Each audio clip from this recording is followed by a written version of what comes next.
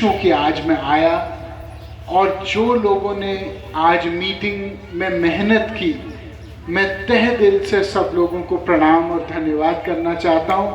इतनी लाजवाब मीटिंग है, लाजवाब मीटिंग, और मैं पूरे गांव को धन्यवाद देना चाहता हूँ। आप लोगों ने बिल्कुल मेरा दिल जीत लिया, इतना भारी मीटिंग करके, इतने भारी स्वागत करके। मेरे भाइयों, किशनपुर से हम लोगों का बहुत पुराना रिश्ता है।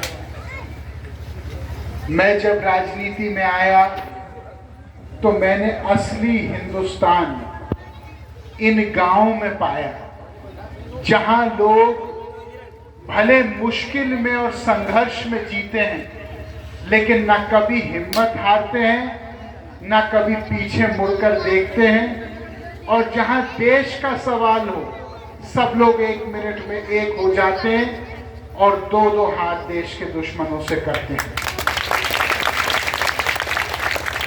ये किशनपुर के लोग, चाहे किसी भी समाज के लोग, ये लोग एक मुट्ठी की तरह हैं मेरे लिए। जब जब मेरी माँ और मैं लड़ा, जब जब हम आए इस गांव में, इस गांव के लोगों ने अपना दिल खोल के हम लोगों का साथ दिया। और आज मैं आप लोगों को बोलना चाहता हूं कि अगर किसी गांव का वरुण गांधी के ऊपर पूरा अधिकार है तो वो ये किशनपुर गांव है।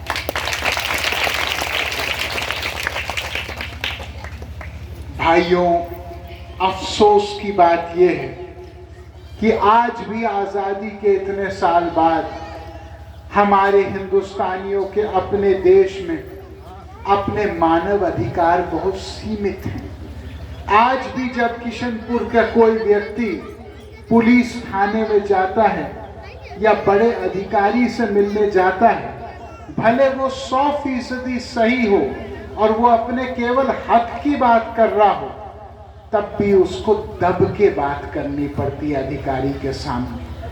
तब भी वो थाने जाता है, भले वो थाने वाला उसके बच्चे की उम्र का हो, उसको साहब बुलाना पड़ता है, जनाब बुलाना पड़ता है और गिड़गिड़ाना पड़ता है उसके सामने। क्या मैं सही कह रहा हूं कि मैं गलत कह रहा हूं? क्यों?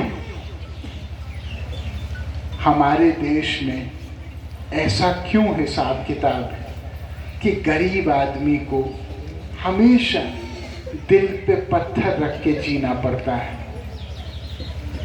मैंने एक संकल्प लिया, और मेरे से पहले मेरी मां, कि हम लोग कभी भी किसी का बुरा नहीं करेंगे क्षेत्र में। आप किशनपुर वाले अच्छी तरह जानते हो कि जब आपके गांव में गुटबाजी होती है और थोड़ा आपसी मतभेद होता है, तो वरुण गांधी ने कभी किसी एक का पक्ष नहीं लिया, बल्कि बोला कि दोनों सुलह कर लें और दोनों को समझौता के लिए भेजा लोगों को।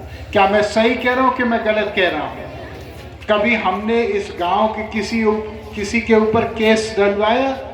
कभी किसी को तंग किया? कभी किसी को थाने भिजवाया? बाकी लोग क्या करते हैं, वो 2 लोगों को उठाने के चक्कर में गांव में 50 आदमी को दबा देते हैं। कोई फर्जी केस डाल दिया, कोई किसी को दबा दिया। ये राजनीति को मैं एक शुद्ध पाप मानता हूं। हाँ जी, क्या कह रहे हैं? आपके ऊपर केस लगवा दिया? हमने तो नहीं लगाया।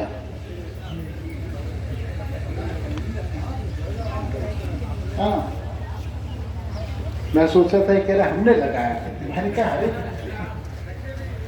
ये भाइयों, मेरी राजनीति एक ईमानदारी की राजनीति है। 15 साल मुझे सांसद हुए 5 साल सुल्तानपुर और 9 साल पीलीभीत। मैंने 1 रुपए कभी सांसद का फायदा नहीं लिया। मैं अकेला सांसद हूँ इस देश में जिसने कभी संसद की तनख्वाह नहीं ली, जिसने हमेशा दान किया जो मुझे मिला उन किसान परिवार को जिन्होंने आत्महत्या की, उनके घर वालों को। ना मैंने सरकारी घर अपने लिए लिया, ना सरकारी गाड़ी ली, ना मैंने कोई फायदा राजनीति से लिया, क्योंकि मैं राजनीति बहादुर की तरह करना चाहता था। और मुझे पता था अगर मैं फायदे में और लालच में और स्वार्थ में घिर जाऊं तो फिर मैं पब्लिक की लड़ाई कभी नहीं लड़ पाऊंगा। आज आपने देखा होगा जितना वरुण गांधी बेबाकी से बोलते हैं पब्लिक के लिए, क्या और कोई आदमी बोलता है पूरे देश में जितना मैं बोल पाता हूं? आपने देखा किसान की लड़ाई चल रही थी, संघर्ष चल रहा था दिल्ली में, 500 किसान की लड़ाई में लोग शहीद हुए, 500 किसान शहीद हुए। मैं उनके पक्ष में बोला, हक में बोला, रोज में बोला, और कोई एक आदमी नहीं बोला। मैंने लोगों से पूछा आप क्यों नहीं बोले? उन्होंने कहा जी हम बोलेंगे हमारा टिकट कट जाएगा, हम बोलेंगे हमारा नुकसान हो जाएगा। मैंने कहा क्या हम लोग देश के लिए राजनीति कर रहे हैं या हम एक टिकट के लिए राजनीति कर रहे हैं? लालच है उस राजनीति की जो केवल अपने स्वार्थ तक सीमित है। 1 करोड़ इस समय सरकारी नौकरी खाली है, 1 करोड़, और सब लड़के बेरोजगार घूम रहे हैं। पहले इतनी परीक्षाएं होती थी, अब परीक्षा जो बैठता है वो 3 साल बाद रिजल्ट आता है। आधे पेपर तो कैंसिल हो जाते हैं पेपर आउट होने के कारण। क्या मैं सही कह रहा हूं, मैं गलत कह रहा हूं? पहले इतनी नौकरियां होती थी, रेल की नौकरी, सेल की नौकरी, एयर इंडिया की नौकरी, ये नौकरी वो नौकरी, अब सब सिकुड़ गई। क्यों? क्योंकि प्राइवेट को बेच दिए। अब प्राइवेट लाला जो होते हैं वो बड़े बड़े दिल्ली बंबई के लड़के को रखेंगे या किशनपुर के लड़के को रखेंगे? यहाँ आदमी निर्भर है लोन पे, चाहे खेती करने के लिए, चाहे छोटी दुकान करने के लिए, चाहे अपने माँ बाप के इलाज के लिए, चाहे बेटी की शादी के लिए। लेकिन जहाँ बड़े बड़े उद्योगपति को 10-20 हज़ार करोड़ के लोन मिलते हैं, यहाँ के आदमी को 2 लाख का लोन मिलने में उसके प्राण चले जाते हैं, लोग भीख मांगते मांगते, वो भी अपने अधिकार के लिए। मैं 2 हिंदुस्तान को नहीं देखना चाहता जिसमें एक हिंदुस्तान के बच्चे आगे बढ़े, विदेश में पढ़े और बड़ी नौकरी पाएं, कोई चंद्रमा पे चले जाए, कोई फलाना चले जाए, और एक हिंदुस्तान जिनके बच्चों के सपने भी छोटे हों और बच्चों का स्वास्थ्य भी ठीक ना हो, बच्चों की नौकरियां भी अच्छे ना मिल पाए और वो सिकुड़ सिकुड़ के अपना जीवन काटें। और मेरी राजनीति इसलिए है क्योंकि मुझे पता है आपने संघर्ष बहुत किया और आप जटिल परिस्थितियों से जूझते हो, लेकिन मेरी राजनीति का उद्देश्य और सपना यह है कि एक दिन जो संघर्ष आपने किया, कम से कम आगे जाके आपके बच्चों को उस तरीके झुकना ना पड़े नियति के सामने, जीवन के सामने। राजनीति में जो सबसे बड़ा गुण मैं मानता हूँ वो ईमानदारी का है।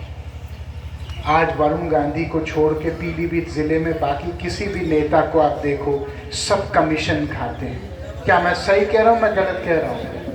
सब लोग की स्थिति पहले देखिए और आज की स्थिति देखिए। कोई कॉलोनी काट रहा है पीलीभीत में, कोई बौद्ध आश्रम बना रहा है, कोई ये बना रहा है, कोई वो बना रहा है। कहाँ से आए पैसे? सब जनता के पैसे हैं। जब मैं पिछले बार किशनपुर आया तो भी मैं इसी गाड़ी में आया, आज भी इसी में आया हूँ, आगे भी इसी में आऊँगा, क्योंकि मुझे दिखावे की राजनीति नहीं करनी है। मुझे ऐसी राजनीति करनी है जिसमें आप लोगों का हिस्सा हो।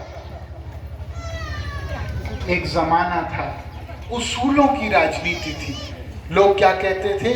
लोग कह भाई देश का नेता कैसा हो, महात्मा गांधी जैसा हो, भगत सिंह जैसा हो। आज क्या कहते हैं? देश का नेता कैसा हो जिसके पास सबसे ज्यादा पैसा हो। ये कोई राजनीति है? इसलिए सब दलाल, ठेकेदार, चोर, चक्कू, क्रिमिनल आ रहे राजनीति में। क्या सिद्ध करने के लिए? कि हम बहुत बड़े आदमी हैं। मुझे बड़ा आदमी नहीं बनना, मुझे सच्चा आदमी बनना है। मुझे एक ऐसा आदमी बनना है जो लोगों के काम आए, जो लोगों की बात को समझे और उस बात को आगे रखे। एक कहानी मैं सुनाना चाहता हूँ। एक जंगल में एक शेर के 2 बच्चे थे, भूखे प्यासे। शेर शिकार पे गया था। एक बकरी आई, अपने दूध उसने दोनों बच्चों को पिला दिया। शेर बहुत खुश हुआ। शेर ने कहा, बकरी आज से आप हमारी बहन हो और आपका जंगल में पूरा मान सम्मान होगा। एक चील ने ऊपर से दृश्य देखा, उसको लालच आ गया, उसने कहा बकरी ने एहसान किया, बकरी का ओहदा बढ़ गया, अब मैं भी एहसान करूंगा, मेरा भी ओहदा बढ़ जाएगा। तो उसने देखा 2 चूहे के बच्चे डूब रहे हैं तालाब में, तुरंत गया, चूहे के बच्चे को बचा लिया और उसको अपने घोंसले में ले गया। वो ठंड से ठिठुर रहे थे, उसने पंख ओढ़ लिए उसको और देखा कि वो उन्होंने सब पर कतर दिए अपने, अब वो अपाहिज बन गया। अब उसने बोला बकरी को कि बकरी, तुमने तो एहसान किया, हमने भी एहसान किया, तुमने उपकार किया, हमने भी उपकार किया, रिश्ते तुमने बनाए, हमने भी बनाए, तो ऐसा क्यों है तुम रानी बन गए, हम ज़्यादा नौकर बन गए, अपाहिज बन गए। तो उसने कहा मेरे भाई, जब रिश्ता किसी से बनाओ तो शेर के बच्चे से बनाओ, चूहे के बच्चे से कोई फ़ायदा नहीं है किसी का। तो आप लोग अच्छी तरह जानते हो कि आप तो जंगल के किनारे रहते हो, लेकिन आपको पता है कि पीलीभीत में शेर कौन है और बाकी कौन है, अच्छी तरह सब लोग जानते हैं। इन्हीं शब्दों के साथ मैं अपनी बात रखना चाह रहा हूँ। मैं अपना नंबर आप लोगों को